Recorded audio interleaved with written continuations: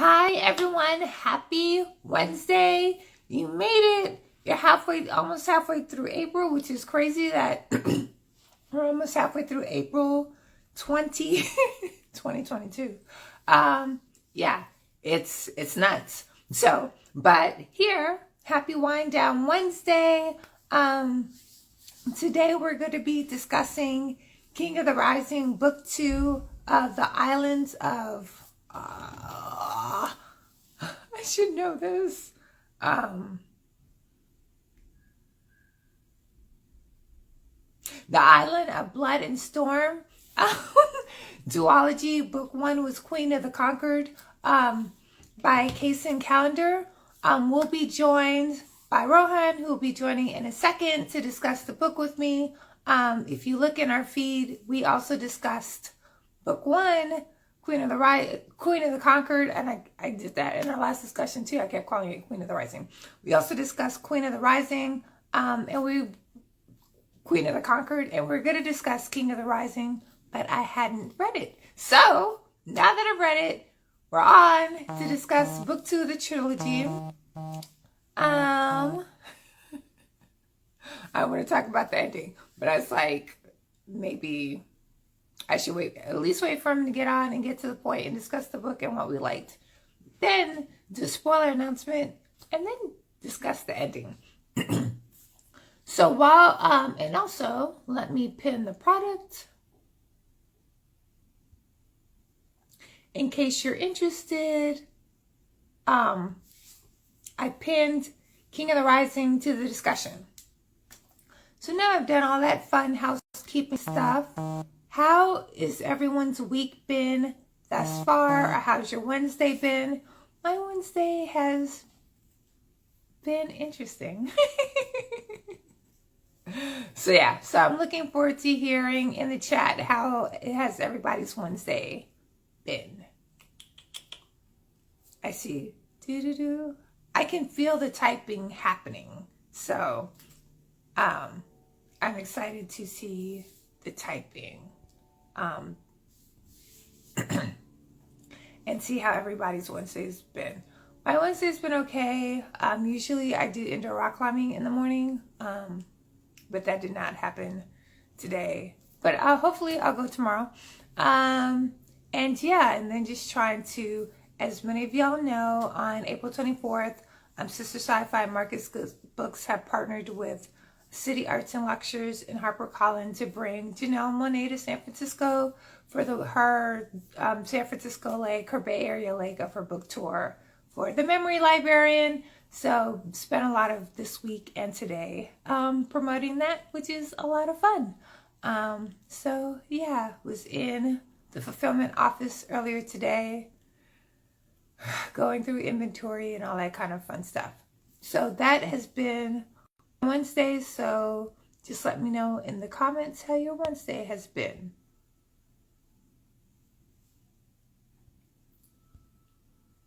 Hey, thank you for the hearts.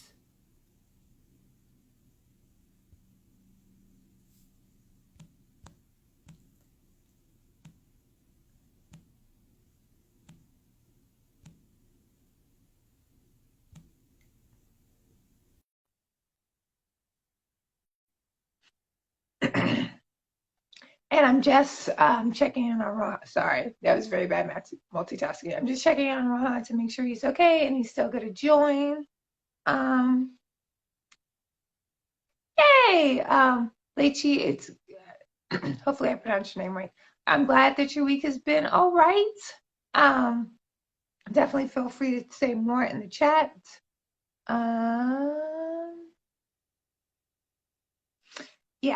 So while we wait for Rohan, I'll go ahead and jump into the introductions because sometimes I forget. I am Sistah Scifi. I'm CEO and founder of Sistah Scifi. Sistah Scifi is the first Black-owned bookstore focused on science fiction and fantasy in the U.S. as validated by the American Booksellers Association.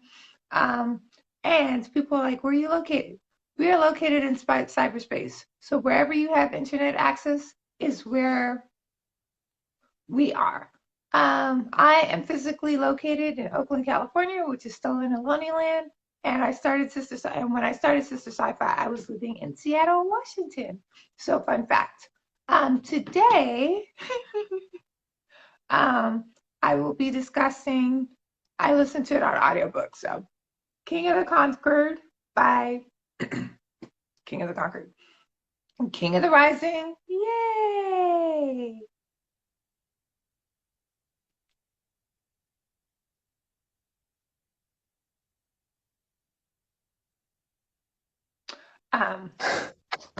Hey you. Hi, sorry I'm Okay, I was late. like, this is gonna be interesting. Me talking to myself about this book. No, you're fine. I'm a disaster. Oh, I'm goddess. No, you're totally Okay, fine. You're here, okay. and it matters. Yeah, I'm gonna do an introduction by myself. It won't be the same. So, how did your week been? Um, tumultuous. I'm I glad to mean, know. the news aside, there's been several ups and downs in organizing. That's a whole other genre for another time, but we're on the up, and I'm just excited about what's coming next for the Blasian March and my life. And yeah, it's been a very tumultuous week, but it's been good. It's been good. How's your week been? My week has been it's been a lot, but I'm good. I'm good now. So that's what counts. So it's good to know like I'm not the only one. All right. Um, and and yeah, we can talk about this afterwards, but I might be in New York in early May. Give me dates. I will like block off the whole calendar. Like I'm No. available. But yeah, so I should know maybe by the end of next week. So yeah, I'll give you dates. Okay. But it's like it'll be like May 1st, May 2nd, Yay. 4th. Yeah. Okay. Oh yeah, and before we talk about the book, but what I was like, I was telling a friend, I was like, there's two things I have to do in New York. Mm. There's like some like bath scrub bar that you can go to and mix your own bath salts. I know it's random, but that would make me happy. But two, I have to eat Sure. desserts. Yes. That I can see happening. Okay. Okay. You're like bath scrubs, maybe not, but Kiki desserts. You're like awesome. I'm always here for dessert, so it's fine. You like dessert? I'm fine. So, so yeah. Okay, cool. So now back to the book. I don't think I'm pulling it up. So yeah, we can do it together. Okay. Um, okay. So let me start off about how I felt when Queen of the Conquered. Are you ready to dive in? Yeah, let's go Yeah. for it. When Queen of the Conquered ended, I felt so optimistic and hopeful. And so that is the energy Yeah.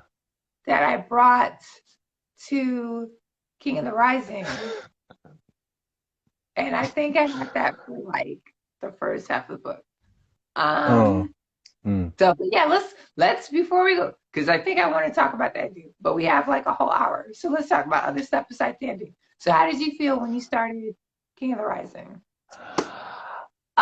Okay. I felt very similarly when I started the book. I was like, okay, the revolution has begun.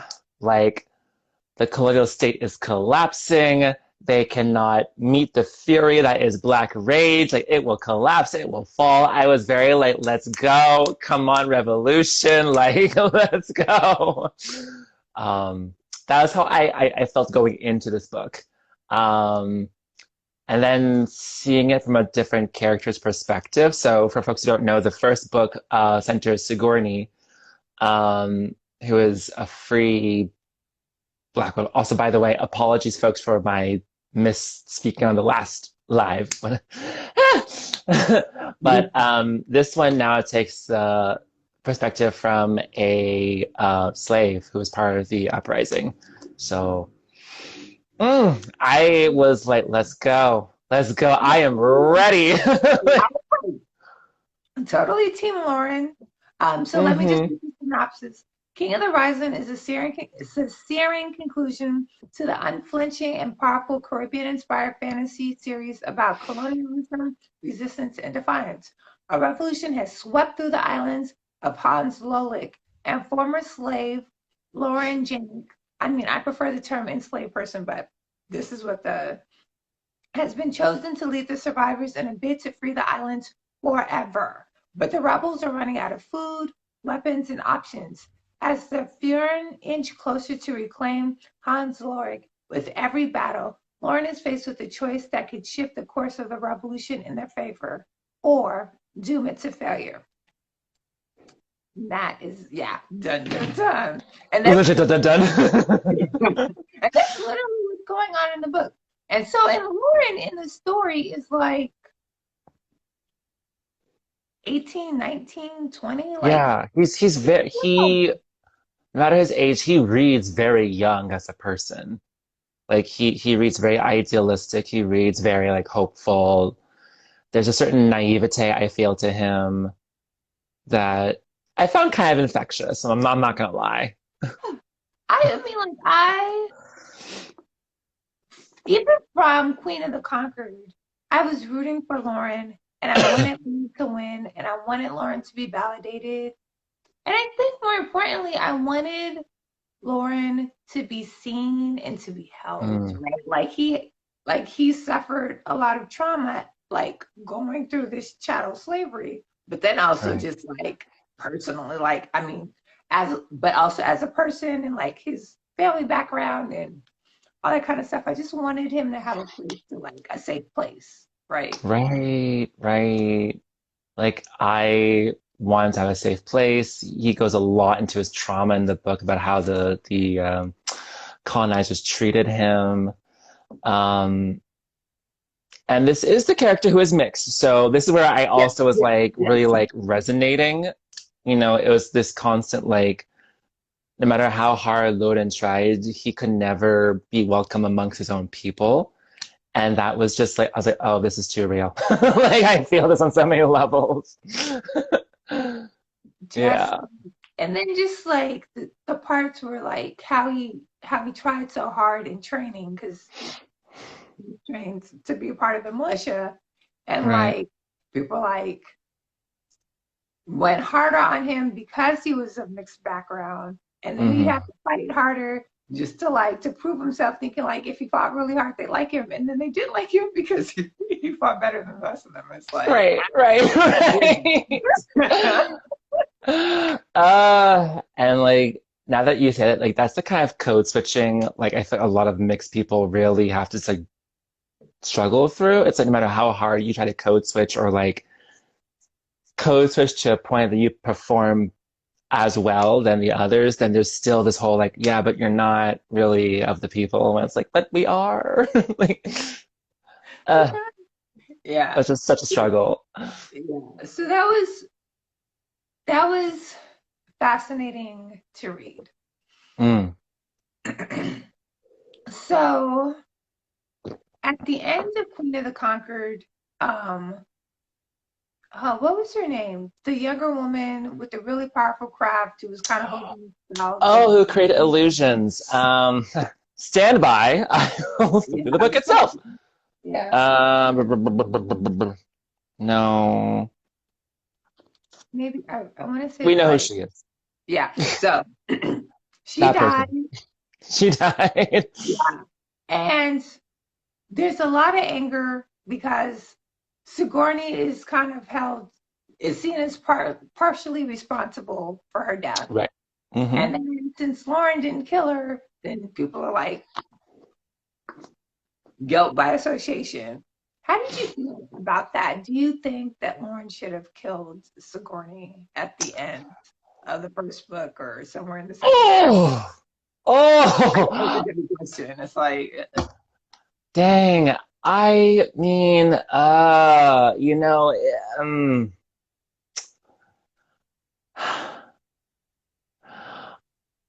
at the beginning of King of the Rising, I definitely thought no. he was in the right. I think he made the right decision because at the end of the day, they needed somebody who was familiar with the enemy's, behavior. I mean, I think for a lot of us, when we're so trained to have to memorize things that the colonizers do, we have to like in our own lives, we have to like memorize white pop culture. We have to memorize dead European names. But to have someone who is so intimately familiar with the structures and knows the nuances of privilege, that was kind of why I was like, oh, I side with Loren. I agree with him. I felt like not killing Sigourney was the best choice. But then, oof. But she had her own agenda, and I was like, oh, I don't know how I feel about her anymore. Sigourney stays having her own agenda. Like, that was consistent. I was like, as hell. Like, you stay having your own agenda.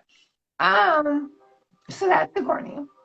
That's Sigourney. I think what was, do we say this now? Yeah, that's Sigourney. I'm glad he didn't kill Sigourney in the beginning because there's a lot of aspects of the story that would have been different without Sigourney. So there's that. Oh, absolutely. Absolutely. And I mean, like, if anybody's going to create hope for each other, it has to be us, right? Absolutely. Absolutely. So it's a very different narrative if somehow Loren would have been okay or allowed or in support of killing Sigourney, right? Right. And I feel like this is something I kind of picked up on the first book too, but kind of like when in the uprisings or in the movement space, when we turn on each other so violently, it's like we're not helping our cause. We are actually dismantling our own work.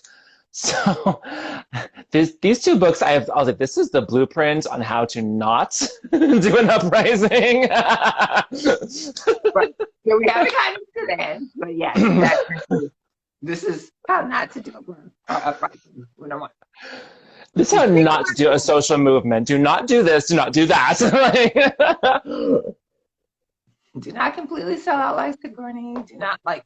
So let's talk about Melta, the sergeant. Oh, yes. Okay. You go first. I want to hear your thoughts on Melta.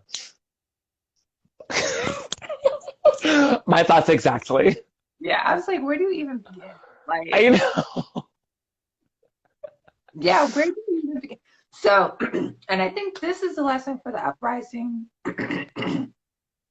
When your individual power and privilege and pride overshadow everything else. The community, Yes. the movement, freedom, and in your quest for liberation, you end up looking like your oppressor, which is very real. That's and I mean, like, a part of me sympathized with him. Same. But yeah, I was like, it cannot, bruh, it can't be like this. Bruh, you are destroying the movement. Stop. I am with you 1,000%. And I that's because like very often I have seen Maltas like in real life where it's like I get that you're angry. I get you have a lot of trauma to work through. But if we're not healing as we're working, we're going to dismantle our work. So like with Malta, like he really was like, he was so lost in his anger and so lost in his trauma. It was like, dude, you're literally destroying the movement in so many ways. Like, it's so true. It's so true. I'll ask the same question. Should Loren have killed Malta? And also I should pause there, right? As you think about this, I'm not a murderer. I don't want to kill anybody, particularly like. Right, right, right, right, right. But these are questions that came up repeatedly in the story in Mm-hmm, so many words, particularly for mm-hmm, Loren and the other person who was like, "Why did you kill them?" Right. So that's why I'm asking the question in case anybody's wondering. right. I feel in the narrative of the book, I think it would have really destroyed a lot of Loren's morality, but for the sake of the uprising, it might have had to have happened. Um, but I will say for the Maltas in real life, I think it's more that you need to sit down, take a step back, talk to somebody about what you're going through, talk to a therapist, come back when you're ready, because I've seen so many folks who are on that same level of anger and just like fuel that into being on the streets, and it's destructive. It destroys the movement. And I'm just like, you need to step back, talk to Yeah. somebody. If you can't heal as you work, you're going to destroy the work. And that's why I feel like because it's a fantasy, it's a narrative, if Loren had killed Malta, it might have made sense to consolidate power for Loren to control the rest of the movement. But in real life, no. Like, Right. And I mean, I think that was something that was really difficult to navigate in the book. Like, it's like, well, he should have. And I'm like,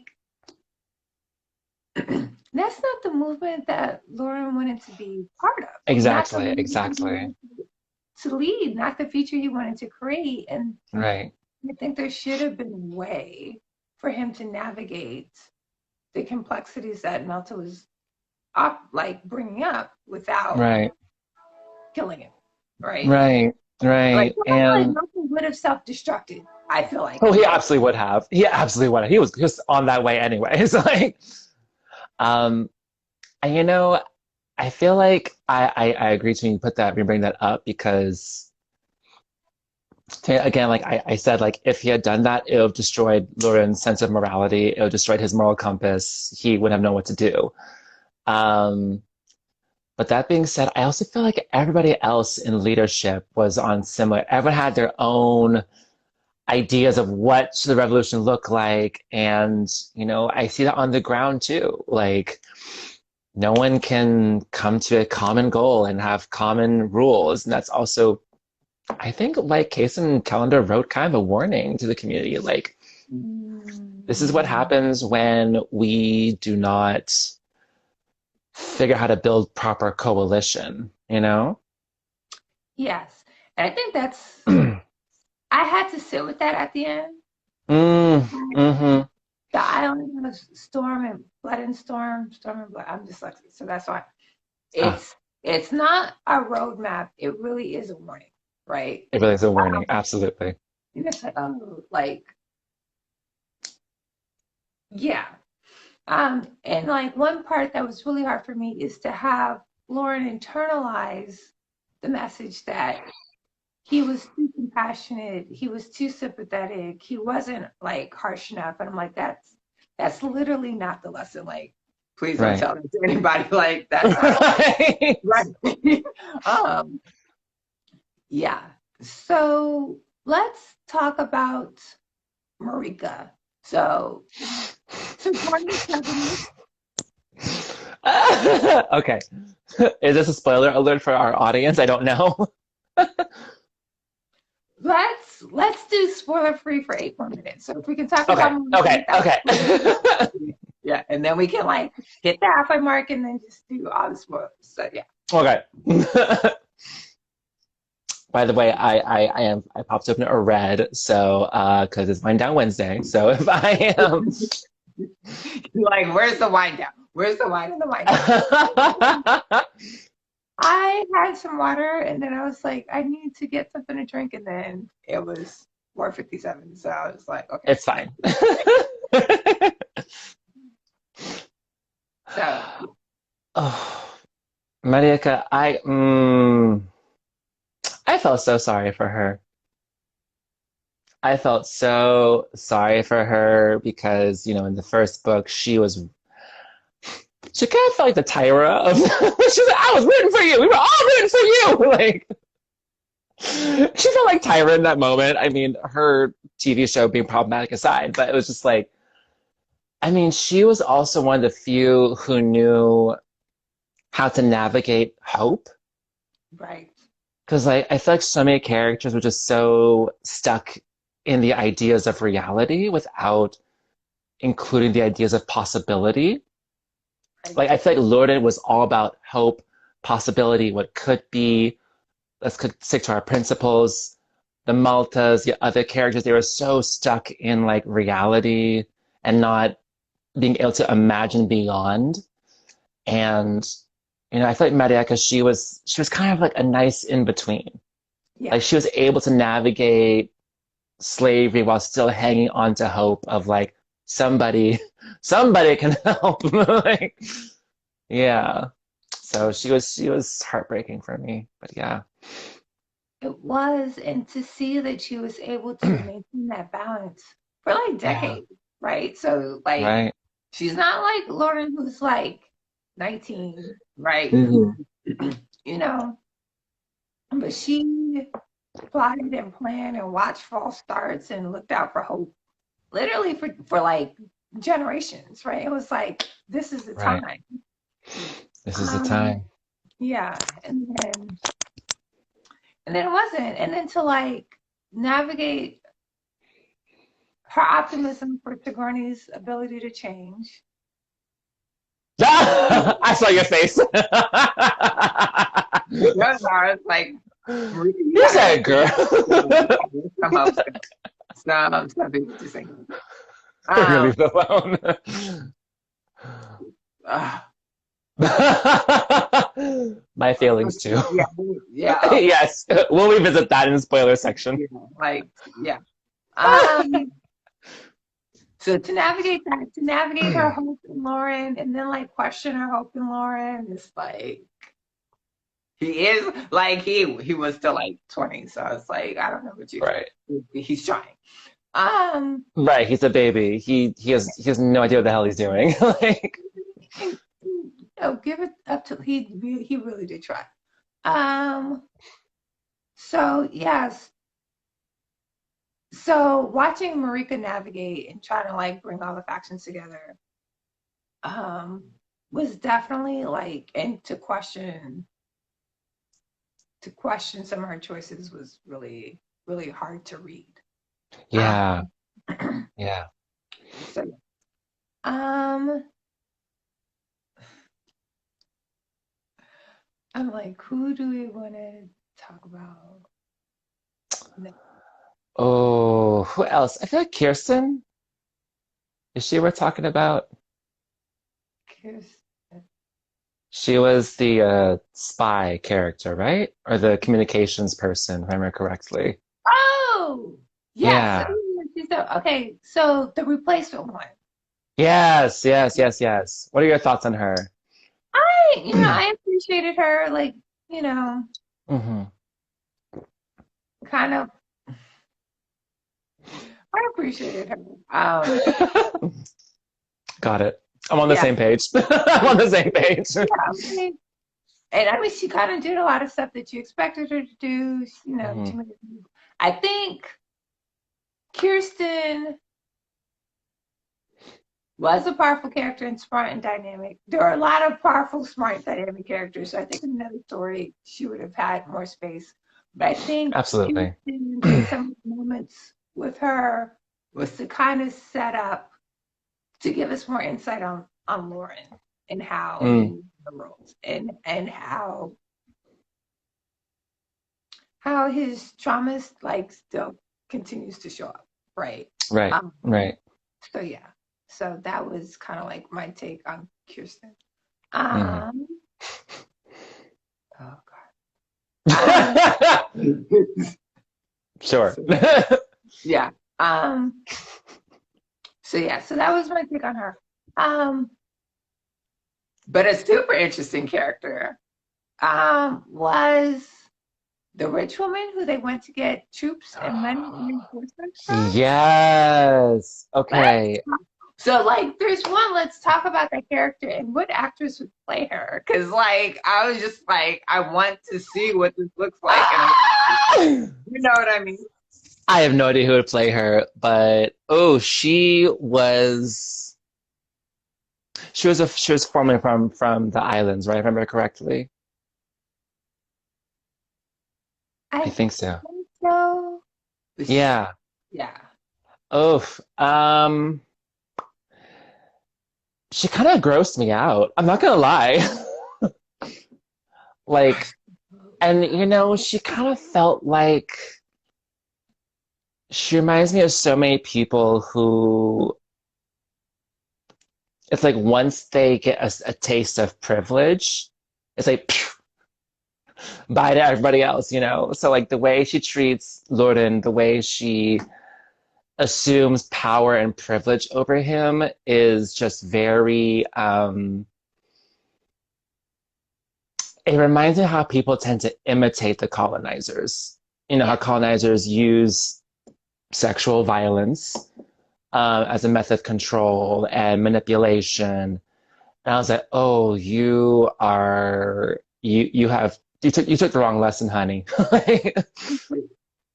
I think there was so much. So, like, there was being in a society where people are not oppressed by race, right? And, like, being optimistic, like, oh, so there's another way. And seeing that there's a whole lot of other issues, right? So, like, Right. not oppressed by race, and, like, people can be openly same gender loving. And then, like, she has this very toxic relationship with her niece. It's like, what? Oh yeah, I was like, what? I was like, honey, you need to not like What? Like, what? pseudo pimp out your niece. What is happening? Right. Like, I was like, right. I Do was you like, think that's great? I'm like, wait, what? What kind of internal? Like, I what? was like, no one here is comfortable, darling. I don't know who you're talking to. So that was problematic. The whole conversation with Florin, right, where it's like, I will only give you these troops if you offer me sexual favors. Right, Um, and then that moment where it switched and Lauren could have forced her to do something against her will, and he didn't. right. And she gave her the troops. She gave him the troops. Okay, we're in the spoiler. Yes, it's 5:30. We're in the We're in the spoiler. spoilers. Let me pause there. If you have not read the book and you plan to read the book, then you should probably stop watching now because we are about to go very deep into all the spoilers, including the ending and all the plot twists and all those things. So if you continue watching, you are warned. This will be all the spoilers. Thank you. Okay. So, Spoilers, here we go. yes. And so he says no, could have switched it, could have like used her power of influence on her, and he doesn't. And so she's like offered him the troops. And I was like, yes, you're getting to the point where you can do the morally right thing and get the outcome that you want. Sorry, Right. I was like, they got the troops, they're gonna win the war. I was really excited. Right? I was like, okay, we're gonna turn the tides. Here we go. Like, colonizers, get out. Fjorn, goodbye. Like, don't come back. Don't come back. So, yeah, like at that part of I was like optimistic, I was hopeful. That is not what happened. So now Yeah. we're in the section. What do you want to talk about next? Mm, mm. This this will always bring me back to Sigourney, and I'll be honest, her bullshit.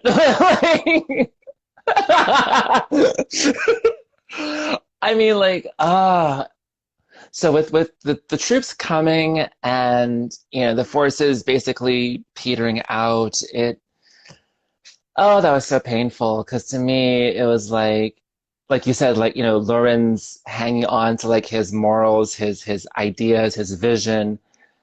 I was like, oh, it's gonna happen. Like we did it. We hung on to hope, and it's gonna happen. But then also that has to be tempered with if it's one person hanging on to hope and the entire team is not, it's so many things. So like, Malta's, thing, Sigourney basically being a double agent. And I feel like, Sigourney's always been like, we're Sigourney. We know that. But that was very difficult to read. And I guess she It found was. like, her person and the guy who was supposed to be Arden. I was like, y'all were meant for each other. Play this like I'm going validation game through the rules of a white oppressor, like if that makes you happy. Um, but then also Tuve, who was the original communications person, Right. who turns out was not dead. I was also like playing double agent, and I was just like, what is this shenanigans? I was like, this is some sophisticated, like just woo. Like, It yeah. was it wasn't as good of a plot twist as in the first one, because in the first one when there's a plot twist, I was like, oh my God. That one I was like, wait, Mm, he ain't dead and he erasing memories and he's not Sigourney. I was like, this. right. I mean, like I like the first book, the whole idea that privilege is an illusion was just so incredibly powerful. This book, Tuhei and his power about like memory, I think it still plays into how sometimes, organizers will choose certain or cherry pick in order to build like a certain like, message or vision.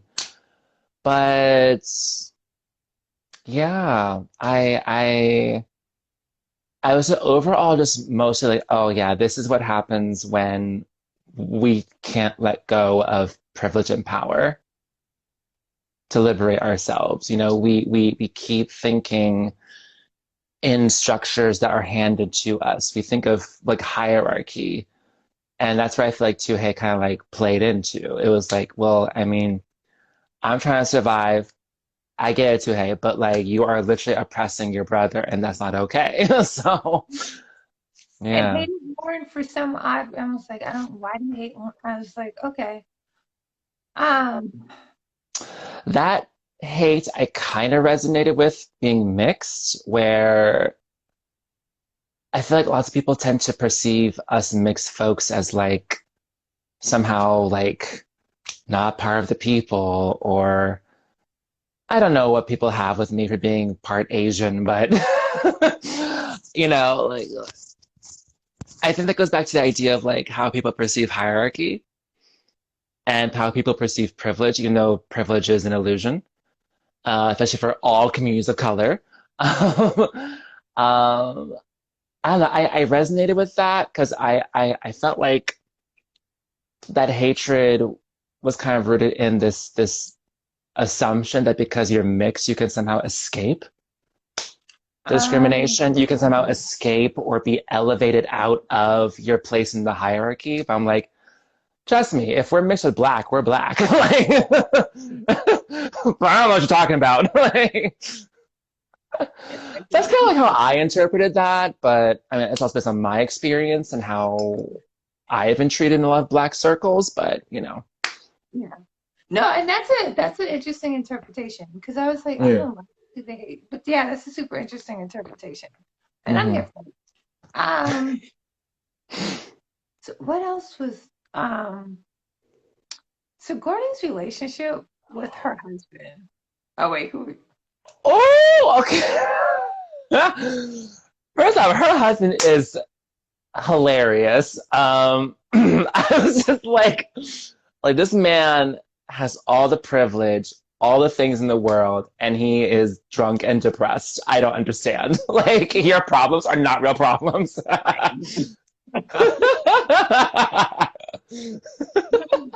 But she's like, I just like got nothing to do. Like I was like,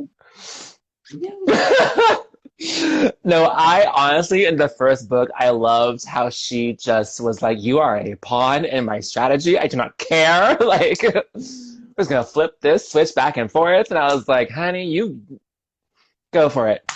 Do what you gotta Book do. two, I was like, ooh, now we see how completely useless he is to her strategy. So like he might pop up and I'm like, why is he here? Right. Like she doesn't need him anymore. So like why is he here? So yeah, it was especially when Sigourney initiated them being physically intimate. I was like, Oh oh, yeah, again, right. like, I was like, you must be really lonely, girl. Ah, ah, screaming. man, you're just like, you know he doesn't like you. Like, You got your bodyguard, girl. Get you some of that. you're just like really like, oh, I mean, oh, okay. I mean, possibly it's possible to be like, okay, this is also maybe part of her strategy of being like trying to get back into the fold, but I'm just like, girl, he's kind of useless. Like he has no agency, even amongst the white people who are kind of like, he's a drunk. We don't want him near us. He's just like chilling there, and I'm like, Right. John, um, child. okay, okay, Sigourney. So it was fascinating. The one thing I have to answer Sigourney is it was fascinating that she was able to play Loren, which, and also the guy who could tell when you're lying to him. Oh, Nicklason, yes. Yeah. I was like, wow, Sigourney, you about your game. I was like, how did you pull the wool over his shoulders? But she did it. She did. And it's interesting because for me when I was reading her, I was like, some parts of the revolution happened behind closed doors and happened under the table. It's not always the explosive like movement work. Um, that being said, her decisions were very toxic. I'm not gonna lie. Like, if we had a meeting, I'm holding you accountable. Um, but no, when she flips on Nick Klassen in the very end, I was like, oh, I was gonna And swear. Okay. ready. He was like, we won this, we got this. And she was Mhm. like, you done? I was like, wow. You're done. It was very much it was a surprise, but also it's kind of like, you know what? Her character in the first book was always doing these like twists and turns and weavings and strategies. I guess maybe because at the end of book one, we were all so hopeful. And then book two, I was like, we're hanging on to hope. We have these like threads of hope coming in. Maybe it's going to be the moment. And I mean, technically she did. Technically she did. But again, at what cost? Technically she won the revolution, but at the cost of all people in the revolution. So that's also a thing we need to talk about. Everybody in the revolution died, even Lauren. Right. I was like, wait, Lauren is like now enslaved again. That actually broke my heart. Like, Mm-hmm. yeah, I, yeah, that broke my heart. Yeah, I know. And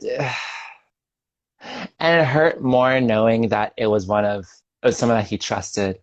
It was Right. someone who he thought was of the people. And I have seen that so many times on the ground. I was reading this book, like this book is literally a document of organizing life. You're like, this is the truth. Um, do you think, because when they arrived at some island and it was Sigourney and she had the troops and then Lauren and they Right. had the troops. And Sigourney was like, just surrender and we can work this out. What the better strategy would have been to surrender in that battle and try to work with Sigourney to create like a more equitable system. You I know know, that's possible because Sigourney was really like, there will still be slaves. I was I was with Lauren in that moment. I was like, no, Sigourney, I had hope, but I'm with you. I'm with Marieka because I remember at that point she was like, "Nah, we gotta kill her. Like, I can't anymore." So I was like, "If Marieka gave up, like that's it." Like, in that moment, I was like, "No." Like, I felt like Loden needed more information. It was very much a Sigourney. You're not being transparent with him on what your strategy is, and this goes back to for me and how like building solidarity. You can't build solidarity and collective movement without trust.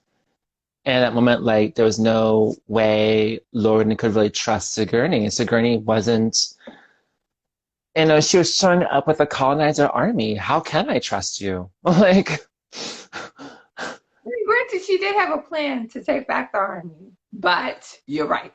Sigourney was not trustworthy. right. Um, Boom. Final fact. and I mean, like, Sigourney couldn't really share a plan because, like, she didn't really have a plan except for to come out on top. She was like, whatever I gotta do, Right. whatever I gotta say to come out on top is what I'm gonna do, and I'm gonna believe that, and you're gonna believe it. Right. that, that was scary.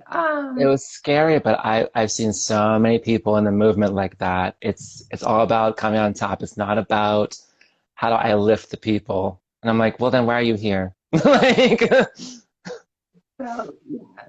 Um, what else? Yeah, I really just needed to process that ending because when we first started, yeah, I was just like, oh my God, this is not. My vacation just took away all my hope, all my dreams. I know all our dreams for freedom. I feel like I'm still processing. Like I finished it like a month or so ago. And I'm still just like, mm, I'm hurt. Like I'm very hurt. And it's like maybe if Ronan just knew like there was a place for his compassion, or maybe Hmm. if they kind of believed in the movement more, or like maybe if they like, I was, Talked. yeah, I was just like this. Yeah, I just feel like this can't be the end. Like this can't be like how it's I hope. know. I and this is also something I see on the ground too that I saw in the book. It's I mean, a lot of the action planning to the actual uprising took a lot of time, but this is also where I definitely disagree with Malta. Malta wanted to like instantly go on the attack, rush into the process, and I see so many organizers on the ground rush into things. And like, when you rush into things, it actually is more likely to have more problems along the way. Um, Malta wants to charge onto Niklas and Hell without any real army or thought or process. And I was like, this is when your anger is going to get in the way. Right, So right. we need to pause, talk, heal, recuperate, figure out supplies, all the things. Um, I don't know. Yeah, this one really got me because, being in New York and I saw so many factions in the movement just like dissolve the exact same way it happens in this book. Um, Like okay. so many people just had one idea, couldn't talk, couldn't build coalition, couldn't heal as they worked. And so I was reading this, and I was like, I feel seen on so many levels. Like, I was like, I've seen the Maltas, I've seen the Mariekas, I've seen the Sigourneys, I've seen the Lorens. I cannot. Kason, who are you? How do you know these people? But yeah, no, the end. Oh man, the end. I might see my therapist for the end. Like that was. Mm. That was hard. And I think I remember starting the first book and I was on a plane and I was like, I I don't know. Yeah. I don't know if I can finish this. And then I ended it and I felt so optimistic and I was like, I'm so glad I stuck with it. And so I was ready. I was like ready for book two. Ready for book two. And then I was like, the ending was really harsh. Like a lot of Mm, people decided to exit on their own as opposed to be captured, which is valid, right? right. Um, and then I think that left like Lauren literally like the only person standing. Um, yeah, and to see them like after winning the battles and the strategy, the only person who advanced was Sigourney, right? Um, Because she had a strategy, because which was problematic. right, right, It was definitely immoral. It was sickening because it came at the expense of her own people, but that's also something I see on the ground. You know, lots of folks want to go march. I'm like, great. What's your strategy? What is the long-term work? How do you amplify your message? How do you bring your message to people who cannot be in the streets right now because of COVID, because disability, because, you know, they're afraid of being attacked after the rally? Like, what is the strategy? And, you know, I felt like for the very fragile rebellion, they had a strategy up until taking the main island. Then it's like, okay, but now what? What comes next? What's the next step? And unfortunately, Sigourney was the only one who had a plan, which is like, oh, why? Why her? right, right. It Which was, is, mm, mm. I mean, her plan was brilliant, but horrible. Like, yeah, in my it was, opinion, I was like, oh, you played everybody, but it was really toxic along the way. So yeah. No, 100%. I was like, I okay. know, I know. So, still sitting with that. In the last 10 minutes, Mm. between you, me, and the 8 people currently watching, would you reread Queen of the Conquered, King of the Rising, the duology? I'm looking at her right now. I'm looking at both of them. Um,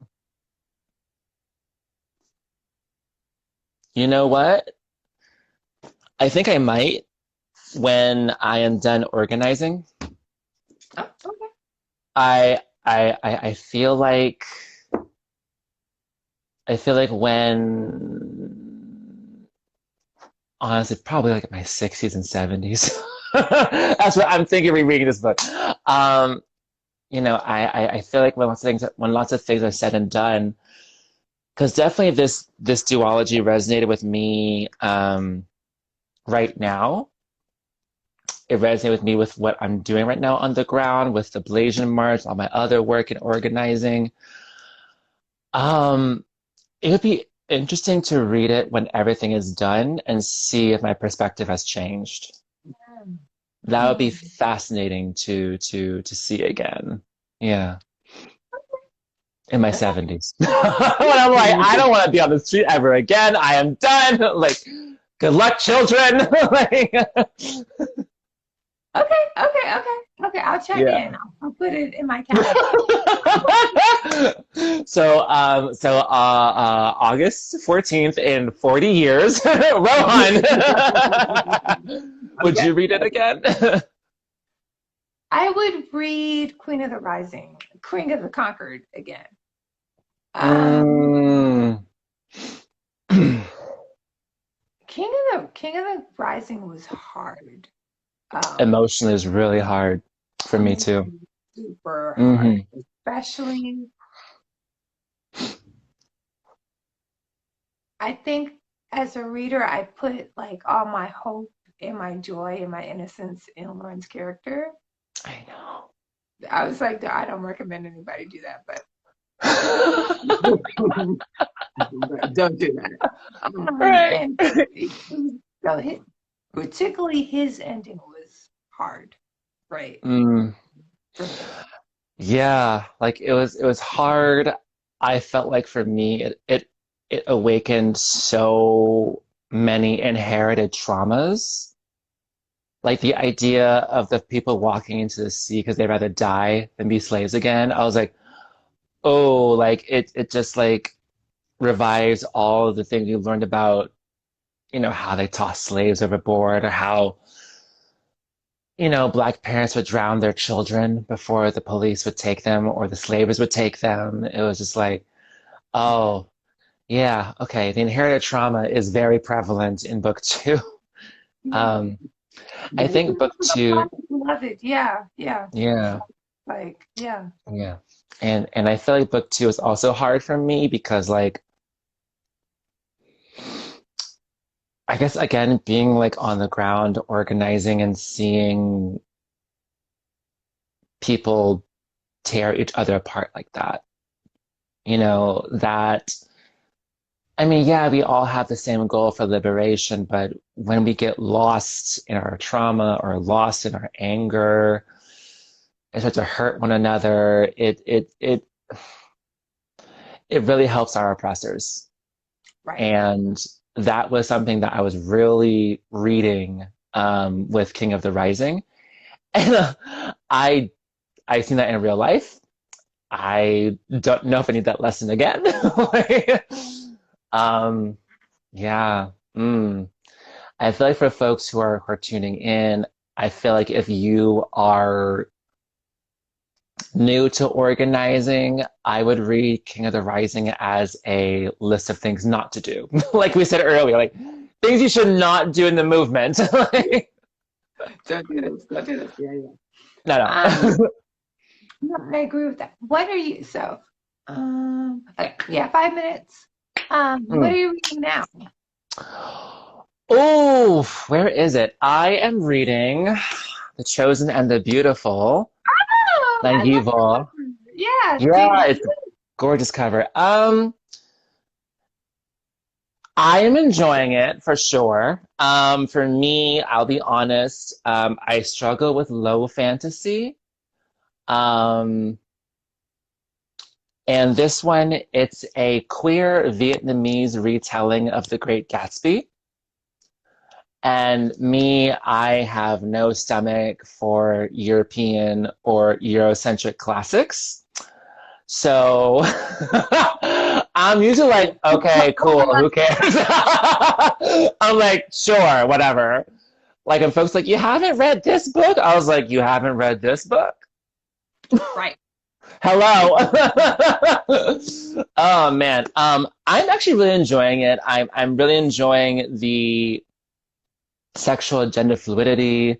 Um, I love that the author they weave in a lot of subtle racism that other Asian folks experience that I think lots of readers who are paying attention to the news will kind of like get an idea of. Um, but yeah, also this was a gift from a boy, so I'm also like, okay, I have to read this. But no, like I am enjoying it, but it's a little slow for me because I prefer high fantasy to low fantasy. I prefer a whole other world. So yeah, but no, I am enjoying this. I adore this author. Their novella duology, Empress of Salt and Fortune, was just brilliant. It was incredible. But yeah, that's what I'm Okay. reading right now. The Chosen and the Beautiful. Okay. So let read it. Let us know how the end is, and then we can Mm. see about our life. I'm finally reading Legendborn. Yes, tell me more. Okay, it's on my list. I'm really, really excited because I'm trying to get back into writing YA novels. So I'm like, I need to like invest once more into YA books. Okay. So definitely YA. So what I literally there was a friend who was like, yeah, you should read it. You like King Arthurian lore. I was like, yeah, I watched all of Merlin and Camelot and a whole bunch of other stuff. Right. But that same friend had to like encourage me to keep reading, like beyond like, because I was like, wait, what is this? Because the main character is at the University of North Carolina, which is in the South and which is like a predominantly white school. As a reader, we spend a lot of time like watching the story through Brianna's eyes, and she interacting with a lot of the student body, which is white. Which is like, I'm like, oh, I wasn't ready for this, right? So yeah, so that was something I had to sit with, right? And then I'm like on page 366 of like, I think it's like 450 pages. You're almost there. I'm almost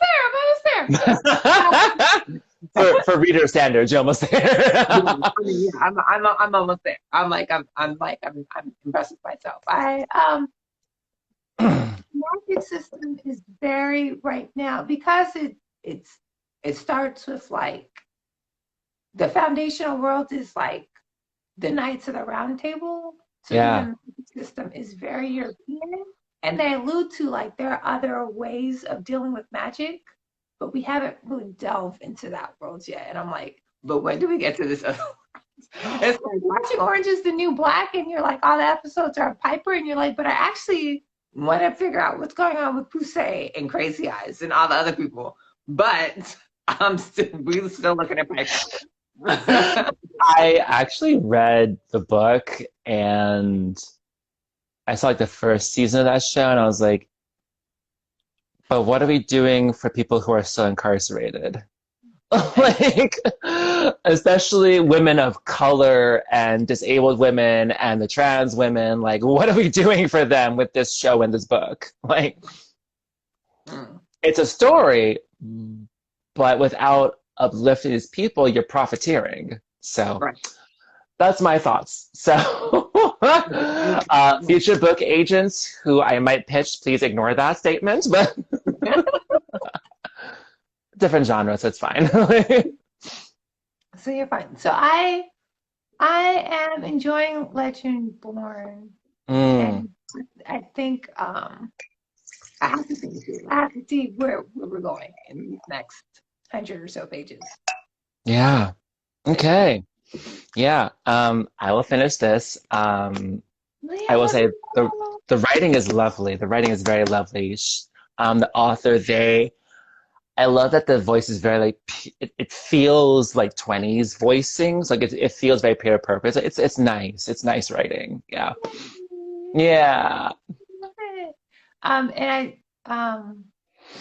I've seen the duology like come up in my feed, and I was like, there's so many books I should read. I was like, there's so much to read, and I only got 2 eyes. So 2 eyes, 1 brain, 24 hours. Like literally, my book pile. Like, oh, she's so mad at me. And I guess like for me, it's like now that I've written like a whole second novel, like reading now is like. Last time you didn't talk about your writing. Oh yeah. So I write poetry, I write essays, which you can find on my website, diaryofafirebird.com. And I am working on a fantasy novel with my amazing mentor, Terry J. Benton, who is just like phenomenal. I love that man. He's incredible. Check out his writing very soon.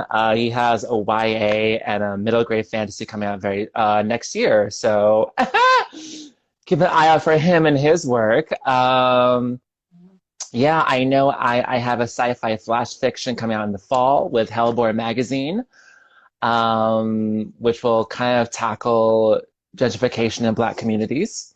So, but it's a flash fiction, so it's a very fast read. I'm here for flash fiction. Because I Uh, So it'll be like, flash fiction, I realized how hard it was. I was like, wait, I had to cram a whole story into like under like 1,500 words. I can't do this, but oh, but you did it. yeah, but I did it. So keep an eye out for Hellboy magazine.